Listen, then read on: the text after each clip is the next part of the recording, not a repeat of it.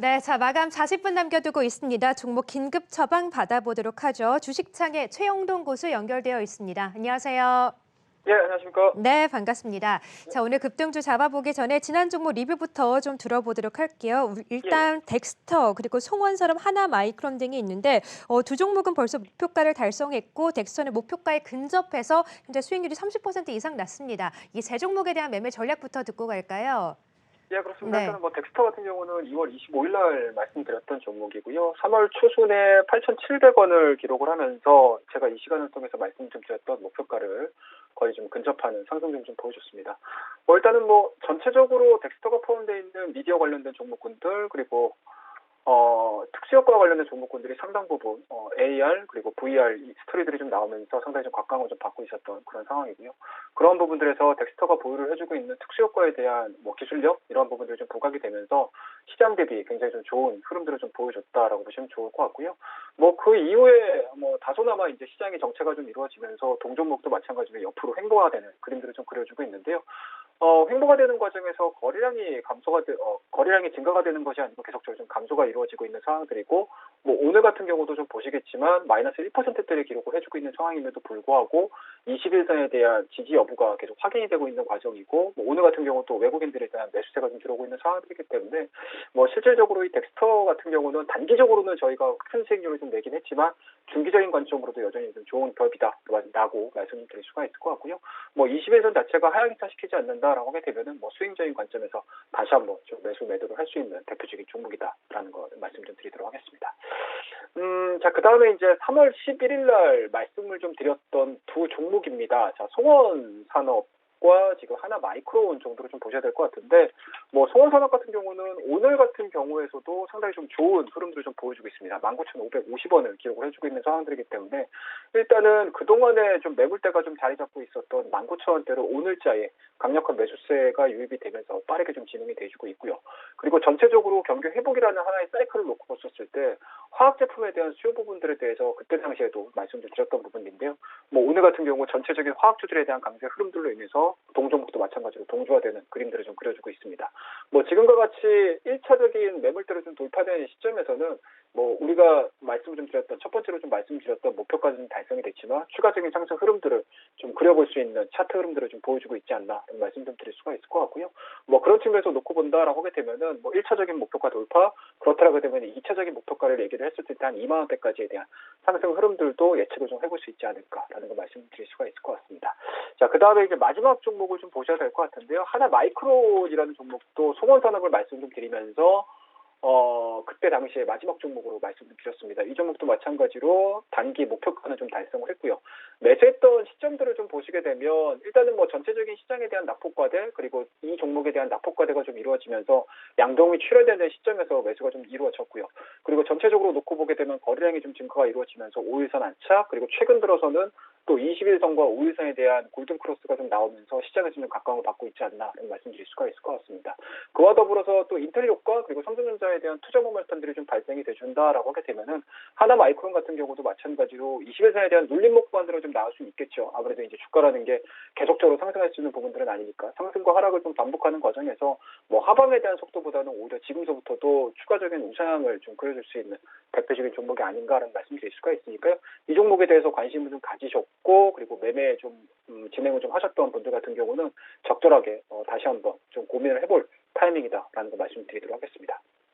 네, 자, 덱스터 그리고 송원산업 하나마이크론까지 매매 전략 다시 한번 짜봤고요. 자, 그럼 오늘 갖고 계신 또 급등주 함께 찾아봐야겠죠. 오늘은 어떤 종목에 주목을 하고 계실까요? 예, 네. 그렇습니다. 자, 오늘도 한 두 종목 정도로 좀 준비를 했는데요. 이게 급등주일까요? 아니면 급등을 하고 있는 종목인지는 지금 구분을 좀 하셔야 될 것 같은데, 자, 일단은 첫 번째 종목입니다. 자, DB 손해보험이라는 종목을 좀 말씀 좀 드리도록 하겠습니다.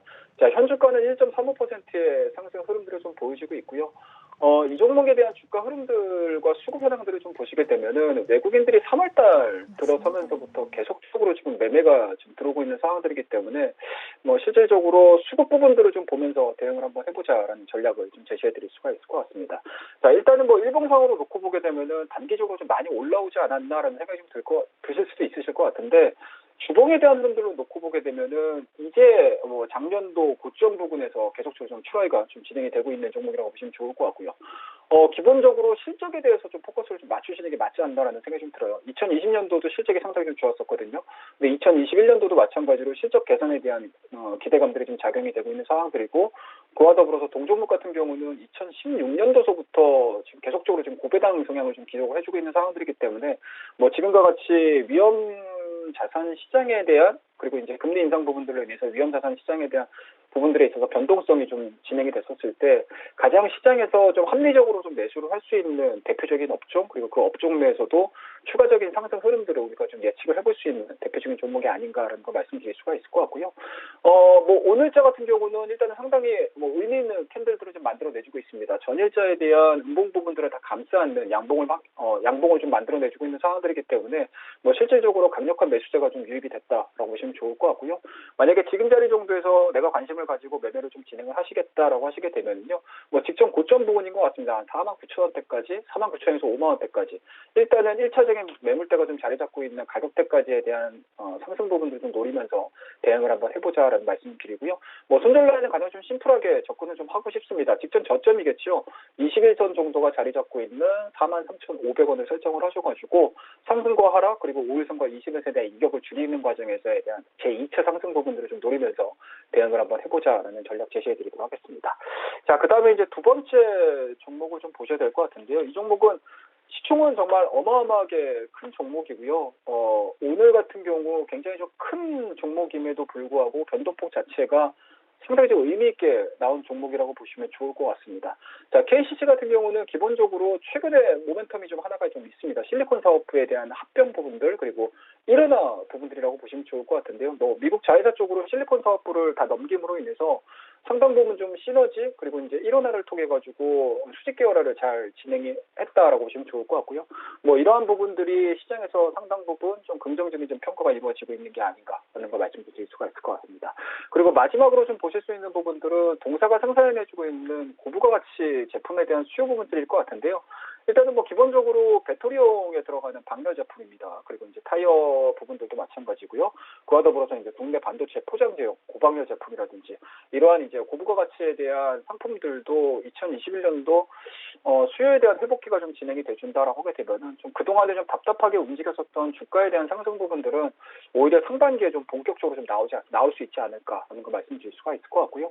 뭐 일봉으로 놓고 보게 되면은 굉장히 조금 크게 올라갔던 부분들도 없지 않아 있습니다. 다만 이제 상대적인 화학주들과의 이제 비교 분석을 좀 해봤을 때 동종목 같은 경우는 2021년도 들어서서 전혀 움직인 것들이 없었거든요. 그리고 이제 오늘 같은 경우 거래량이 좀 실리면서 드디어 이제 장대 양봉을 좀 출현시켰고요. 그리고 주봉상으로 놓고 보시더라도 2020년도죠. 2020년도에 초기 단계까지 좀 올라온 상황이기 때문에 오히려 지금 구간에서는 매도에 대한 대응보다는 매수로서 추세 반전을 좀 기하면서 매매를 할 수 있는 대표적인 종목이 아닌가 하는 거 말씀드릴 수가 있을 것 같고요. 오늘 생각지도 않게 너무 좀 많이 올라서 뭐 지금 가격대보다는 내일자에 좀 눌림목을 통해 가지고 매매를 하시는 게 맞지 않나라는 말씀드릴 수가 있을 것 같고요. 뭐 매수가 좀 이루어지신다라고 하게 되면은 일단은 2019년도에 초반 가격인 것 같습니다. 한 24만원에서 25만원대까지 1차적인 목표치를 설정을 해서 대응을 한번 해보자라는 전략 제시해드리고, 뭐 손절 라인은 굉장히 좀 이 종목도 마찬가지로 심플하게 보시는 게 맞을 것 같습니다.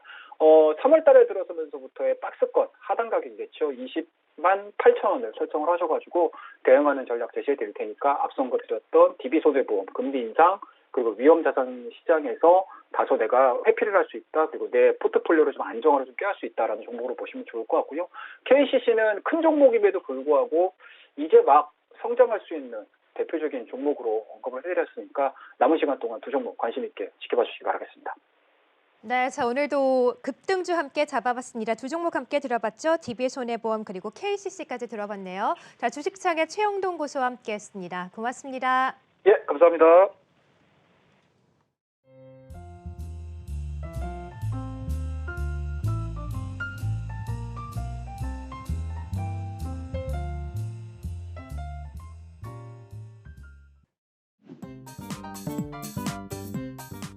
자, 자, 그러면 여전히 좀 시장 속에서 관심 가져볼 만한 유망주 함께 들어보도록 하죠. 유망주와 함께 또 답답한 시장 전략 짤막하게 한마디씩 함께 얘기를 해주신다면요. 네, 일단 뭐 기술적으로 봤을 때 거래소 같은 경우는 120에서 이평선과 좀 갭을 줄이는 과정이 필요한 것 같아요. 그래서 3,000포인트 이하에서는 여러분들 추가 매수 전략을 계속 유지를 해 나가시면 될 것 같고요. 네.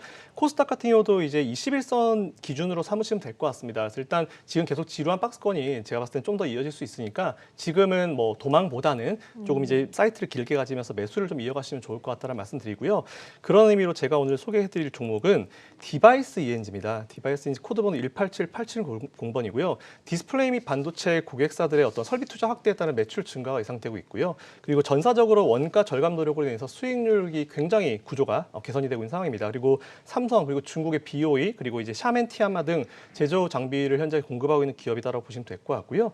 1차 목표가는 44,500원, 한 10% 수익권 보시고요. 그리고 손절가는 37,000원 이탈하면은 손절하시라는 의견 드리겠습니다. 네, 자 오늘 내일장 유망주는 디바이스 ENG를 주셨습니다. 김소련 대표께서 이제 3,000선 이하에서는 계속해서 매수하고 도망가지 말자라고 하셨는데 정말 도망가기도 그렇고 그렇다고 매수하기도 그렇고 참 애매하고 힘든 시장인 것 같아요. 그래도 조금씩 버텨보자라고 말씀하셨고 또 이송호 장께서도 내일장 유망주와 함께 짤막한 전략도 함께 들어볼까요? 네, 뭐 전략 짤막하게 말씀드리면 네. 말씀하셨듯이 뭐 괜찮은 종목이면은 적극적으로 매수하는 것도 나쁘지 않습니다. 너무 시장에 움츠려들지 말고 네. 다만 이제 서두에 말씀드렸듯이 유동성이 이제 의지할 건 아니에요. 외국인 순매수를 자연스럽게 들어오니까 내 종목 오르겠다 이런 생각은 버리시고 괜찮은 종목 있고 저평가 종목이면은 적극적으로 매수하는 전략은 좋다라고 적극적 매수해도 괜찮나요? 네네. 네. 왜냐하면은 근데 이제 말씀에 종목별이기 때문에 아, 그렇죠. 너무 네. 시장에 대해서 움츠려들지 마시고요. 네. 뭐 종목별로 괜찮다고 하면 적극적 매수도 괜찮다고 생각이 되고 그래서 이제 LG전자 좀 말씀을 드리도록 오, 하겠는데요. LG전자 대형주 오랜만이에요. 네. 네. 근데 우선 이 종목을 말씀드린 게 역시 1분기입니다. 1분기 실적이 영업이익이 몇 달 전에는 1조 1,000억이었다가 최근에 그 몇 주 전에는 1조 5천억으로 늘어났거든요. 근데 어서 주가가 좀 반대로 가는 그 경향이 있기 때문에 지금 현재 어떤 주가 저평가 메리트가 있지 않을까 판단되고 그 전에 이제 MC 사업 부분에 대해서 이제 LG전자가 좀 최근에 관심이 많아요. 이 사업 부분을 어떻게 할지. 근데 만약에 MC 사업 부분이 적자여서 이 부분을 1분기 실적에 이 적자 부분 제외한다면은 1조 8천억까지도 예상이 되는 상황이기 때문에 어떤 1분기 실적 기대주로서 LG전자에 대한 관심을 꾸준히 가지면서 매수를 해도 괜찮지 않을까 판단되고 네. 이 목표 주가는 이제 1차적으로 20만 원 말씀드리고 손절가는 13만 원 말씀드리도록 하겠습니다. 네, LG전자는 24일 어제죠. 어제 이제 주총을 했는데 MT 사업부 매각 관련해서는 결론을 좀 못 냈나 봐요.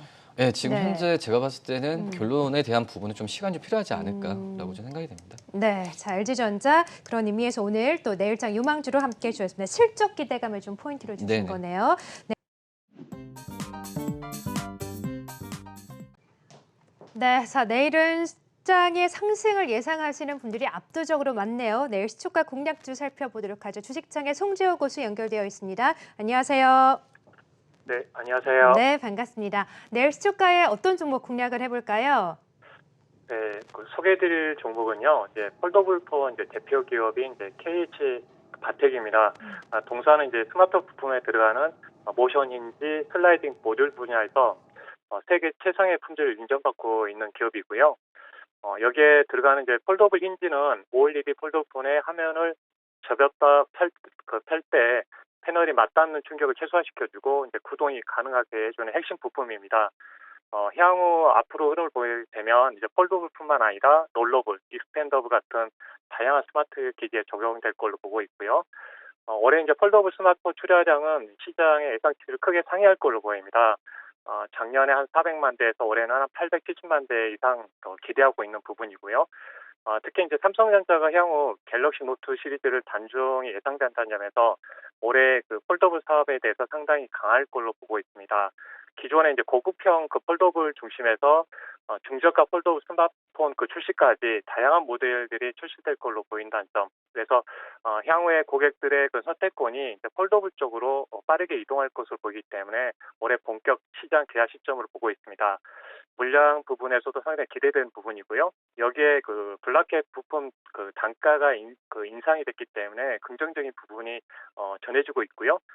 특히 이제 그 두 번 접어지는 Z 플립 모델, 그래서 여기에 들어간 이제 부품 수가 추가적으로 들어간다는 점, 이런 폴더블 디바이스 확대에 따라서 2분기부터 본격 실적 성장이 기대되고 있습니다.